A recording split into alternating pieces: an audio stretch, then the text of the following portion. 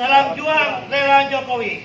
Saya Gus Soleh Marzuki, Koordinator Sajojo, Sahabat Juang Jokowi bersama saya Jansen Leo Sadian, Koordinator Wilayah DPP Seluruh Jokowi Sumatera Utara. lawan mafia tanah, lawan mafia hukum. Merdeka! Menteri BPN yang sekarang adalah mantan Panglima TNI. Pak Hadi Cahyanto ini mantan Panglima TNI. Saya sudah pesan, Pak Hadi, Pak Menteri, jangan sampai ada lagi yang main-main urusan sertifikat. Apalagi yang namanya mafia tanah. Tidak ada, harus nggak ada di bumi Indonesia ini.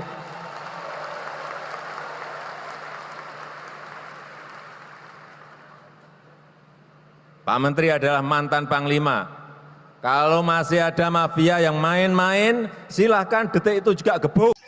Salam juang relawan Jokowi. Merdeka!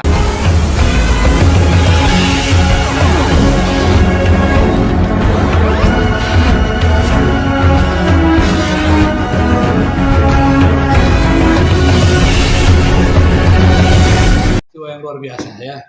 Kita baru aja pulang ya, dari pengadilan Jakarta Barat ya, dan luar biasa tadi. Dan sebetulnya Mas ini sudah harus ditahan, tapi untungnya ya kita semua waspada ya. Kita semua ada pengacara hebat yang bisa menjelaskan nanti. Nah, Mas Budi, kita ini kan sangat prihatin ya. Kok bisa-bisanya kok sampai ada putusan 2 tahun? Kira-kira gimana tuh? Begini Mas, saya juga heran. Kenapa kok barang saya sudah diambil, saya dipukul di atas tanah saya sendiri, 5 kontainer saya dicuri, tanah saya diambil, pada saya melaporkan dengan bukti-bukti yang valid, justru yang paling aneh, laporan saya itu sudah diakomodir oleh Baris Krim Polri dan sudah dilakukan gelar perkara tanggal 2 Agustus tahun 97. Ya. Bahkan penyidiknya dikenai kode etik profesi. Kok tiba-tiba saya bisa dilaporkan balik, girik ini dikatakan palsu. Padahal girik ini pas sudah dicek di Menko Polhukam asli. Bahkan orang Menko Polhukam pun sudah datang ke lurahan, namanya Dado. Dia udah lihat langsung, oh iya. Dan surat-surat itu resmi yang dikeluarkan camat itu bahwa girik saya, AJP girik itu terdaftar di camat. Tapi kenapa kok datang camat, saksi dari camat menyatakan tidak terdaftar. Justru udah dijual tahun 84. Ini kan bingung, ini semua pemutarbalikan fakta. Kenapa saya katakan begitu Mas? Karena ya satu kita bukti formilnya ada yang menyatakan camat yang tanda tangan bahwa AJB itu ada, tapi sekarang dibilang tidak terdaftar, udah dijual kepada BMJ. Padahal BMJ Mas, ya. Data Menko Polhukam, data di Menkumham, ya PT BMJ berdiri 2008, dia transaksi 84, kan nggak nyambung. Kita tunjukkan ini ke hakim, nggak dilihat. Nah, ya, ini itu begini deh. Itu mengerikan Ya, tadi semuanya sudah jelas ya. Ya. Ada ketidakberesan, kejanggalan dan ketidakcermatan ya. Dan mungkin teman yang mendamping yang sebagai kuasa hukum lebih tahu kan, lebih mengikuti. Yang pertama, saya ingin jelaskan kenapa hari ini saya bersama tim kuasa hukum Bang Yaya Rashid, siapa namanya? Mercy Siombing dan yang lainnya tadi mengambil kesimpulan kita pulang dulu. Ini dalam rangka untuk menghormati hukum. Tadi padahal udah ada keputusan ya, tapi kan cacat ya. Ya, kami pulang dulu dalam rangka menghormati hukum. Apa yang kami hormati? Pertama, kami tadi sudah secara resmi mengajukan banding. Sehingga sebagai asas presumption of innocence, sebelum ada putusan yang inkrah, tentu Pak Budi ini dianggap tidak bersalah dulu. Kecuali ada putusan kasasi dan sekarang proses sedang banding. Yang kedua, memang tadi oleh jaksa tidak dieksekusi. Karena memang jaksa juga belum ada surat eksekusinya. Sehingga kami membawa pulang klien ini dalam rangka untuk menghormati hukum. Sekali lagi ya, untuk tidak melanggar hukum ya. Sebab kalau klien kami ini tidak kami bawa pulang, khawatir klien kami punya pikiran lain. Karena dizolimi, karena kasusnya luar biasa. Ini kalau meminjam istilah Jawa, cetowelo-welo. Orang yang punya tanah justru dizolimi, diusir dari tanahnya diambil, dia dikriminalisasi dan hari ini kena 2 tahun. Divonis. Padahal tuntutannya 2,6. Ini berarti full ya. Semua dikabulkan ibaratnya. Cuma kurang 6 bulan. Yang kedua, saya juga ingin tegaskan bahwa karena ini mengambil upaya hukum kepada Bapak Jaksa, tolong hormati proses hukum yang kami lakukan karena ini sedang balik status quo kita tunggu ya keputusan dari Pengadilan Tinggi. Nah, nanti kalau yang mulia Pengadilan Tinggi DKI Jakarta memberi vonis apa, mari bareng-bareng. Dan tentu saja kami tetap akan mentaati hukum. Itu saja sementara yang ingin saya sampaikan. Tujuan bahwa dia tidak dilibatkan dalam hal apapun.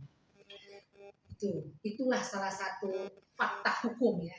Terus yang kedua, saya dari tadi menyimak amar putusan hakim, satu pun tidak ada fakta persidangan yang memperkuat penasehat hukum, sama sekali tidak dimasukkan.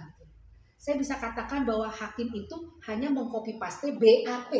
BAP itu kan masih mentah. jadi sepihak aja ya. Iya, masih mentah gitu. Tapi apapun yang terjadi, kita tahu bahwa ini tantangan. Kita tahu Indonesia industri hukum ternyata masih berlangsung. Jadi intinya kami menghormati putusan hakim pada hari ini, namun izinkan kami untuk berupaya lebih keras. Kami akan banding, bila perlu kami meminta seluruh rakyat Indonesia ingat bahwa jika ini bisa ditimpa pada Budi, tidak mungkin itu tidak terjadi juga pada kita semua. Betul. Kenapa? Karena Budi dan Lela ini membeli dengan fakta-fakta yang sah. Mereka juga bukan orang tolol, tidak mungkin membeli girik yang kucing dalam karung. Karena itu kami mohon kepada rakyat Indonesia, siap-siap. Kalau kita tidak sekarang tidak berani untuk menyatakan bahwa kita benar, mungkin giliran Anda. Oke, itu. Nah, sekarang Anda juga kan yang biasanya yang sering banyak bicaranya kan, mungkin lebih tahu loh. Ya, makanya tadi saya pada saat pembacaan putusan itu kan pertamanya saya lihat tidak ada sama sekali pertimbangan mengenai bukti-bukti kita, saksi-saksi kita ya, tidak ada sama sekali. Sehingga saya bisik partner saya bahwa lebih baik mungkin kita minta saja pembacaan vonis saja langsung karena buang-buang waktu. Jadi saya lihat perkara ini memang susah karena mulai dari awal settingan, mulai sejak dari kepolisian, kejaksaan, Anda yakinin ya? hakim. Anda yakinin ya? Saya yakin karena pada saat kita melakukan pra peradilan, kenapa dia tidak hadir? Coba lihat, negara apa ini? Orang penegak hukum dia tidak betul hukum, dipanggil oleh pengadilan untuk melakukan sidang dia tidak hadir, langsung dia daftarkan saja, limpahkan kepada pengadilan dan dalam hari dan tempo yang sangat singkat hari itu juga langsung terbentuk majelisnya. Jadi majelis ini memang sudah di request. Oke.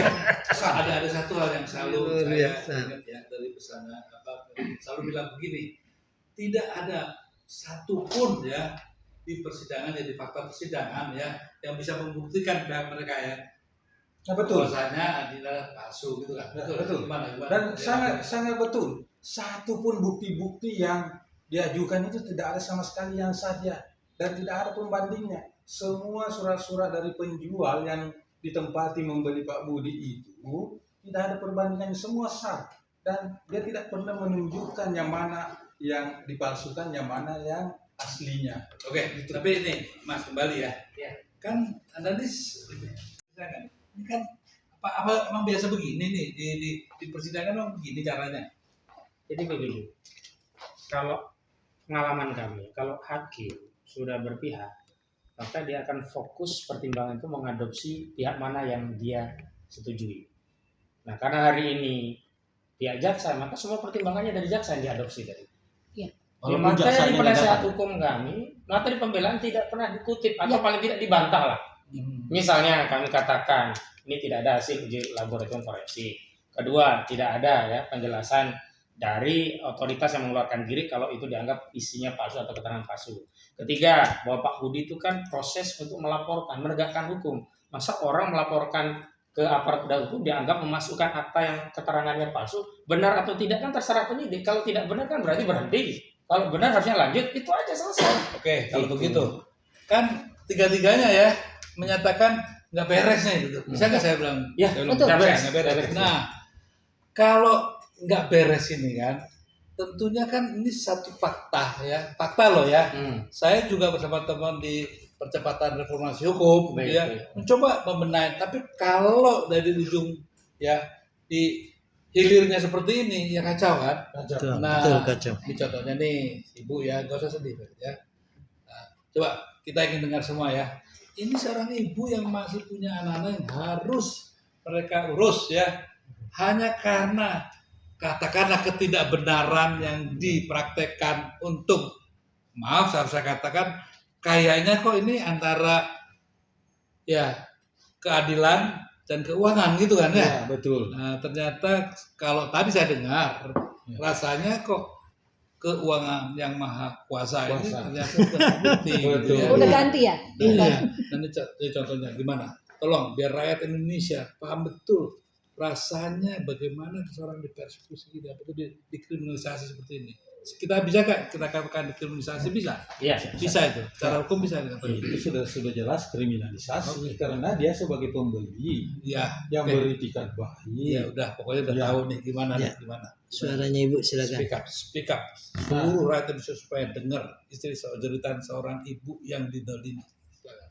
Jadi saya boleh itu beli tanah sebenarnya sebagai hadiah dari suami saya. Jadi kita beli tanah pun atas nama istri karena hadiah suami pun bisa juga kita dijadikan tersangka, dijadikan narapidana, dijadikan semua jadi masuk penjara. Padahal kita beli asal muasal itu dari penjual yang sah. Tidak mungkinlah kita Jadi membeli itu hadiah barang. ya. Iya hadiah. Jadi sebetulnya Atas nama adalah hadiah. nggak ikut-ikutan ya Tidak, dikasih cuma hadiah tanda ya. tangan aja. Karena sayangnya suami kepada istri itulah jadi diberi. Akhirnya kita keikutan, ikut juga ditahan. Padahal itu hanya hadiah. Hanya hadiah. Ya. Kalau orang ditanya hadiah kan nggak nanya apa-apa. Iya. Saya terima betul itu ya. Betul, karena suami saya bilang tanda tangan, jual beli ini saya berikan untuk kamu. Iya iya. Dan, Oh, dan gitu ya. sebelum dibeli itu sudah dilakukan Dicek. semacam penelitian, Pengecekan oleh pengecekan oleh notaris. notaris yang dipercayakan notaris. Ya nggak apa-apa, itu udah prosesnya Profesional. berlalu ya. Betul. Cuman sekarang perasaan kamu, dulu tuh nggak usah kan, kalau nggak salah ya, udah pernah 60 apa berapa hari? 60 tuh ya? hari. 60 lebih, 60 lebih hari. 65 hari. 65 hari. Coba ceritakan biar seluruh ibu-ibu di Indonesia tuh tahu dengar ya, bagaimana sebetulnya orang yang cuma nerima hadiah loh ya, orang nerima hadiah. Orang nerima hadiah masa nanya, ini uangnya dari mana? Ini enggak kan? Biasanya kan Dia dari suaminya loh. dia dari suaminya lagi ya. Nah, gimana perasaannya gimana? Kamu udah kan 60 hari merasakan itu gimana kayak apa? Jadi menurut saya 1 hari di lapas itu seperti 1000 hari rasanya kita jalani. Kita mesti tidur di kasur 5 cm. Saya mesti pisah dengan anak saya. Itu yang saya nggak bisa terima. Karena saya pun bukan penjahat, saya bukan koruptor, dan saya juga bukan pembunuh yang harus ditahan. Hanya karena kita membeli etikat baik, membeli barang yang dikriminalisasi oleh pengembang besar. Bukan yang jual ya, Iya, kenapa bukan penjual yang ditahan, tapi kenapa kita yang pembeli? Yang dinyatakan surat kita palsu. Jadi ini kalau nggak salah gini, boleh ya kita perjelas ya. Kalau nggak salah ini ada hubungannya sama Agung Sedayu, ada Iya. betul ya? Artinya Aguan toh. Iya. Nah ini kebetulan di sini ada Gus. Oh ya. Ini pendukung Jokowi berat ini ya. Begini Cak ya. Bayangkan kalau seperti ini terjadi terus-terusan ya. Apa nggak rusak nama Pak Jokowi gitu ya? Nah, pertanyaan saya, ini yang nerima aja, nggak tahu apa-apa. Lah sudah ada fakta persidangan tuh berapa miliar tuh yang kemarin nih kita dengar? Menteri ya? Itu miliar. 8 triliun. Kok 27. ya, kok nggak langsung aja? Udah fakta persidangan lo ya? Iya, Dito. Betul nggak? Nah, Menpora ya. Mbak, 27 M. Ribon Gus, Ya. monggo Gus.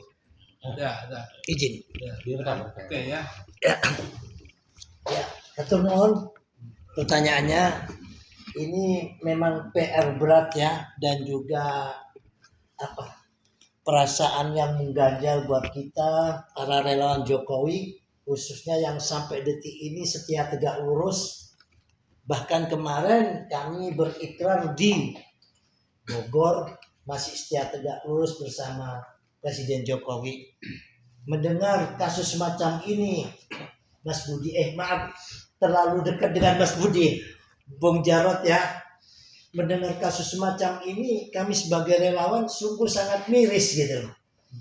Padahal Pak D atau presiden kita ini sangat wanti-wanti, bahkan menyampaikan kepada kita bantu warga, bantu masyarakat terhadap kasus-kasus tanah. Tapi kenyataannya yang Gus dengar sendiri di mejanya GBN ya apa? GBN ya, sangat mengerikan perkara hukum. Saudara kita yang punya tanah, justru Gus dengar sendiri di pengadilan Jakarta Barat, Pak D. Jokowi, orang yang punya tanah divonis 2 tahun. Nah ini Mas Budi bisa yang beli ya. Yang jual nggak malah diapa-apain, yang beli kok. Ya, betul.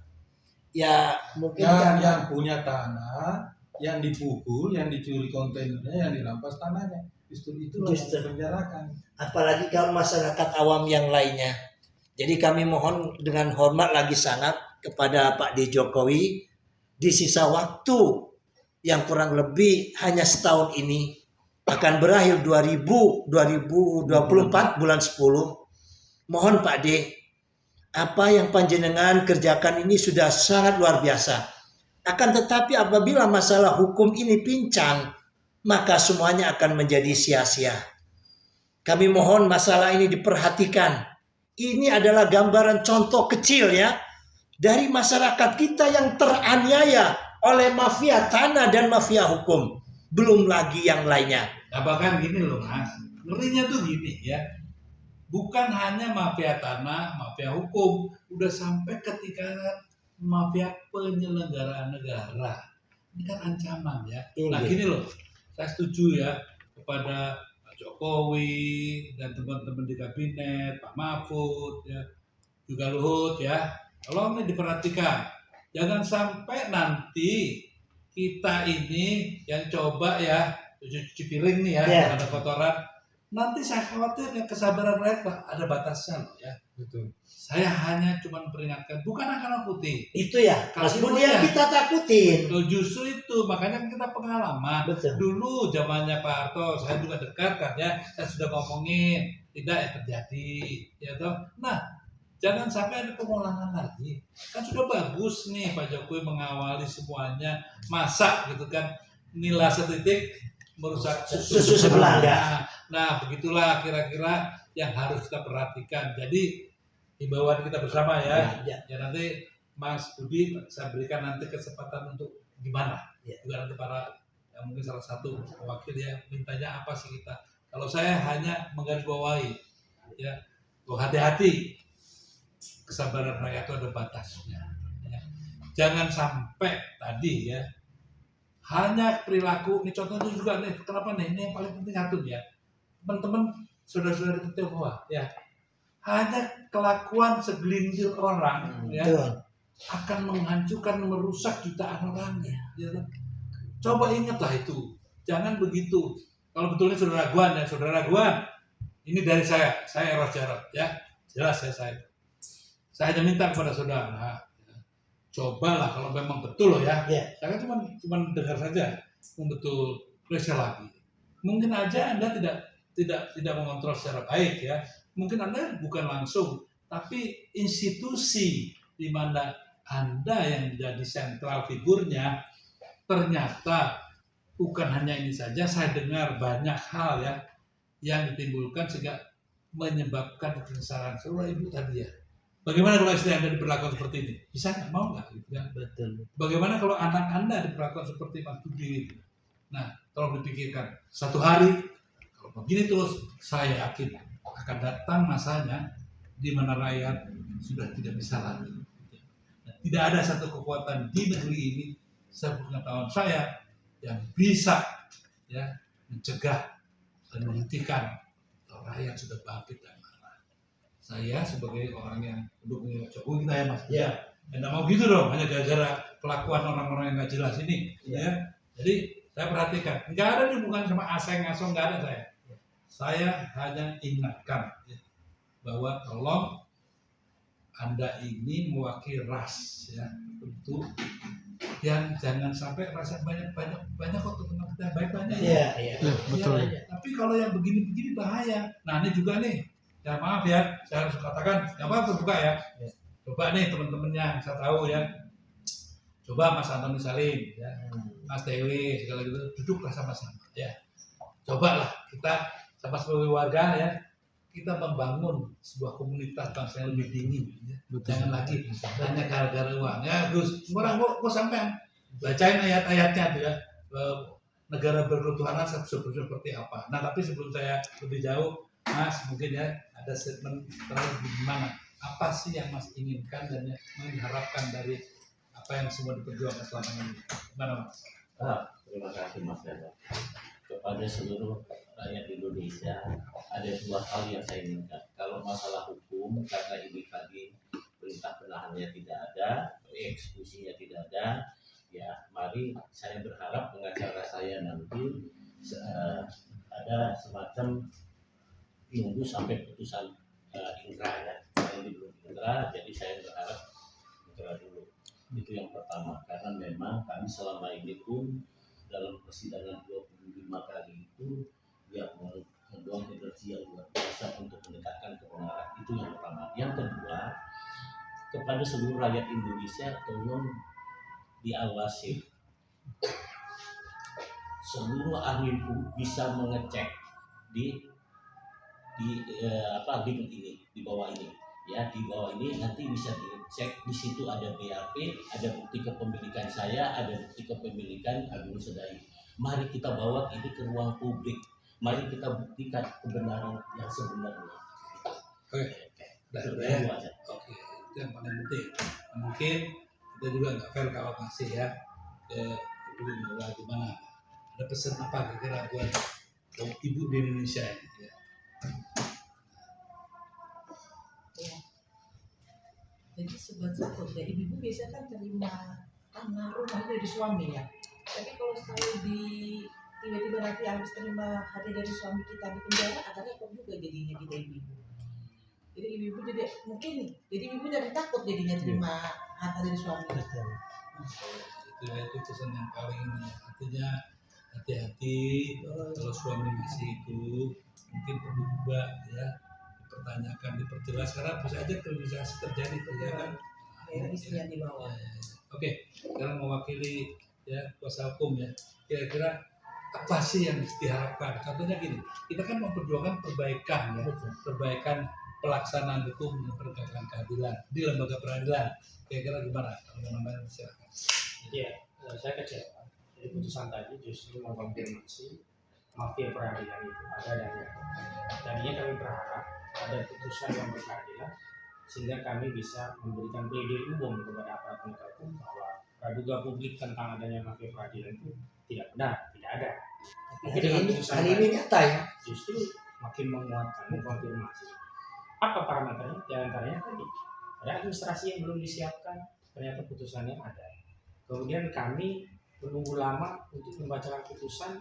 Setelah putusan selesai, semestinya diberi kesempatan untuk menyampaikan pendapat, langsung buru-buru ketok palu. Untung saja kami tetap meminta, tadi sudah menyatakan balik, sehingga saya berharap terlepas dengan motif apapun, saya minta hukum sebagai Panglima kepada para kejaksaan untuk menghormati proses ini. Kita bareng-bareng tunggu. Saya tidak kecewa dengan putusannya, kita berproses saja, tapi saya kecewa dengan prosesnya. Andaikan prosesnya benar, bahwa memang klien kami bersalah, jangankan 2 tahun, 10 tahun pun kami ridho. Tapi problemnya, prosesnya tidak benar, bukti dari kami diabaikan, hakim sebagaimana jaksa hanya fokus dengan bukti. Tentu saja ini harus kami sampaikan kepada publik karena kami sekali lagi tidak ingin apa yang menimpa klien kami juga menimpa rakyat Indonesia. Ya oke, jadi gini ya. Oke, ini juga pesan buat Pak Jokowi nih ya. Itu juga nanti sampai tutup pakai kalau perlu kutipan-kutipan ayat biar sebagai negara yang berketuhanan itu kembalilah ke jalan benar itu kan ya. Ini Pak Jokowi. Kalau memang Pak Jokowi tadi suruh ayo kita bantu rakyat, bantu ini. Nah, saya mohon Pak Jokowi ya. Tolong Pak Mahfud juga gitu ya. Tolonglah bagaimana jaksa ini ya dipanggil diperiksa itu, suruh diperiksa itu. Yang kedua tuh benar nggak tuh jaksa-jaksa yang terlibat di sini. Kalau kehakiman mungkin nanti Mahkamah Agung ya. Atau dipanggil jaksa yang pernah ngecek di lapangan. Iya. Orang Menko Polhukam. Iya, kayak gitu. Pokoknya gitulah ya kita berharap. Kalau minta Pak Jokowi ke Mahkamah Agung kurang tepat karena bukan ranah. Tapi paling tidak berdialog dengan Mahkamah Agung kan bisa ya kan? Bagaimana itu? Nah, begini Cak. Tidak apa-apa nanti yang lainnya kalau namanya sekarang kita tutup nih ya. Cak Gus, Cak, sampean coba deh bicara bagaimana sih sebuah negara yang katanya berketuhanan berpancasila ya, kalau representasinya adalah hukum yang seperti ini gitu kan kacau ya. Nah itu Ya, sahabat Indonesia, hari ini kami hadir di tempat ini dan saya menyaksikan sendiri di pengadilan. Ini adalah real, ini adalah nyata, ini bukan hoax ya. Apa yang terjadi pada bangsa dan negara kita ini nyata ya. Apa yang disampaikan oleh Mas Hozinuddin tadi, bahwa mafia hukum itu nyata pada bangsa ini. Begitu juga mafia tanah. Bahkan ditambah oleh Bang Eros Jarot, mafia apa Bang tadi? Penyelenggara negara. Nah, Indonesia adalah negara yang berketuhanan. Bagaimana nilai-nilai ketuhanan ini bisa menjadi roh untuk terwujudnya keadilan sosial bagi seluruh rakyat Indonesia. Seorang Pak Budiarjo yang memiliki teman aktivis dan pengacara menuntut keadilan masih sulit. Apalagi kepada rakyat-rakyat kami, saudara-saudara kami yang ada di pedesaan yang banyak tanah mereka dirampas. Monggo Pak Di Jokowi di dalam kepemimpinan panjenengan agar husnul khotimah. Bagaimana perkara masalah tanah, masalah hukum ini tidak ada kata terlambat untuk membenahinya. Kami orang NU senantiasa diajarkan untuk berzikir ya Allah biha, ya Allah biha, ya Allah bi husnil khotimah. Agar happy ending akhir hayat kita ini bisa menjadi yang terbaik. Dan salah satu kerancuan di dalam pemerintahan panjenengan Pak D, yaitu kerancuan di dalam masalah mafia tanah dan perkara masalah mafia hukum yang harus dibenahi. Demikian konten ini mudah-mudahan bermanfaat. Waktu kami kembalikan kepada Bung Eros. Ya terima kasih Bang Sud. Nanti masih ada nih. Beliau juga ada. Terus nanti layar kita ini karena tadi disepakati. Terus juga kawan kita satu itu ya tuh coba di sana lihatin tuh. Nah ini orang yang geret tadi ya, geret untuk kebenaran kan tuh ya. Jadi terima kasih kepada teman-teman seluruh rakyat Indonesia, juga kepada Pak Jokowi dan para pembantunya ya. Ini sebuah laporan di lapangan juga kepada teman-teman di reformasi hukum, percepatan reformasi hukum ya. Ini juga laporan otentik dari lapangan.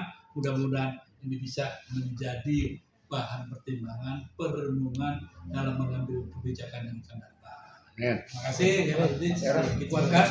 Jangan kecil hati. Billahi taufiq. Assalamualaikum warahmatullahi wabarakatuh. Waalaikumsalam warahmatullahi wabarakatuh. Atur nuhun. Abang belum Merdeka. Gara-gara ulah segelintir tanda kutip ya etnis tertentu ini bermasalah sama teman-temannya yang lain nih. Abang juga tadi sudah sempat kasih contoh di suatu daerah itu udah mulai ada pengusiran. Abang bisa ceritakan itu. Teman-teman wartawan, selamat siang. Kita tadi telah menyaksikan vonis yang benar-benar masih perlu kita revisi atau dibanding atau kasasi sesuai prosedur yang ada. Kasus ini memang sangat-sangat memprihatinkan. Saya telah mengikutinya beberapa kali, ya kan? Alat-alat bukti dari katanya surat palsu, ternyata hasil laboratorium forensik juga tidak ada menyatakan itu palsu. Nah, jadi bukti-bukti dasar-dasar yang kuat dari pengacara saya lihat dalam persidangan tadi selalu diabaikan atau dicueki. Ya, saya sebagai sedulur Jokowi yang membela Pak Jokowi mulai dari kotak-kotak Jokowi Ahok hingga Jokowi JK, Jokowi Ma'ruf Amin saat ini. Saya sebagai wartawan selalu connect dengan berbagai intel di Sekretaris Militer Presiden. Saya sudah mengendus. Ini bahaya loh. Kasus-kasus mafia tanah, mafia hukum, mafia narkoba yang begitu marak di negara kita ini sudah sangat akut. Bahkan ini ada indikasi bisa menimbulkan hoax, bisa menimbulkan chaos, bisa menimbulkan huru hara.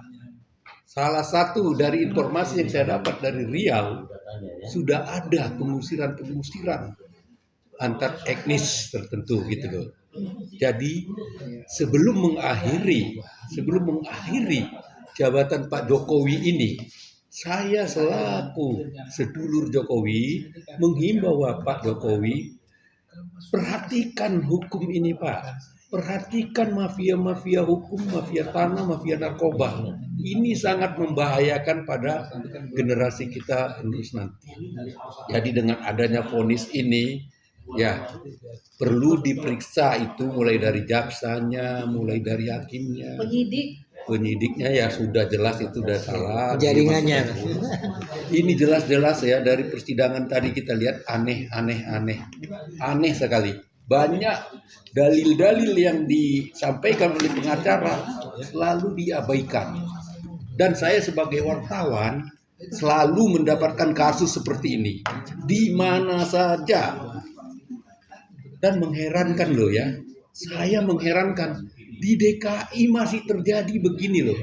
Di DKI yang di depan mata Istana Presiden. Jadi apalagi yang di daerah di desa-desa di luar pulau di ya, Kalimantan, di Sumatera, Lampung, di Riau, di Jambi, rakyat itu selalu menjerit, selalu ditindas. Jadi kita Pak sebagai relawan Jokowi juga disuruh memantau, disuruh mengawasi. Tapi beginilah kenyataan yang kita lihat di lapangan. Jadi sangat memprihatinkan bagi kami relawan Jokowi. Kami menghimbau juga ke Pak Jokowi, masih ada kesempatan Bapak untuk memperbaiki agar citra Bapak meninggalkan jabatan ini bisa smooth dan bisa dihormati oleh rakyat banyak. Saya kira begitu tanggapan saya tentang kasus ini yang belum tentu orang bersalah ternyata bisa dihukum, dan itu ada indikasi ya, ada indikasi telah distel oleh oknum mafia tanah. Tegas kepada aparat penegak hukum yang telah menjadikan industri hukum di negeri ini. Terima kasih. Jadi gini, oke Mas Budi, gimana? Sebenarnya mana apa sih yang terjadi? Gimana sih? Gini Mas Heru, saya juga bingung bagaimana penerapan hukum di negeri. Bayangkan, saya kan membeli menggunakan notaris BPAD yang bukan kaleng-kaleng. Ya, semua mengakui notarisnya bukan kaleng-kaleng, dia mantan BPN. Saya beli ya, dan dinyatakan surat itu oke. Pertanyaannya itu dituduh palsu, tapi yang jual tidak siapa-apain. Ini kan bingung kita ya. Jadi kalau rakyat Indonesia nanti membeli sesuatu, walaupun itu nanti asli, ya diambil orang, ya. Jadi ini kan berbahaya. Kan ini sangat mengerikan. Tidak disentuh sama sekali si penjualnya.